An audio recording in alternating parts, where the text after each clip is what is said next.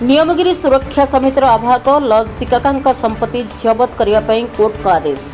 लांजीगढ़ मुंसिफ कोर्टर magistrate एक आदेश जारी कर नियमगिरी सुरक्षा समितिर नेता लज सिकाका को पलातक घोषणा करने संपत्ति जबत करने कल्याण सिंहपुर थानार आईआईसी को निर्देश देते।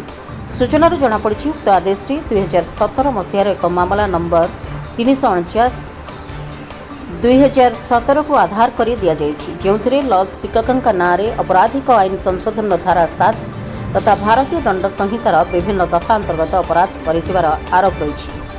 रायगढ़ जिला कल्याण सिंहपुर ब्लॉक लाखापदर ग्रामर लज सिकाका डंगरिया कंध जनजातिर लज नियमगिरी सुरक्षा समितिर आवाहक रूपे कार्य करुछन्ति से जल जंगल और जमीर सुरक्षा तथा नियमगिरी सुरक्षा पर संग्राम करुछन्ति। अन्यपटे कोर्टर निर्देश पर राज्यर सामाजिक कर्मी माने तीव्र प्रतिक्रिया प्रकाश करी न्याय पई मान्यवर उच्च न्यायालय जीवा नहीं सूचना दैछन्ति।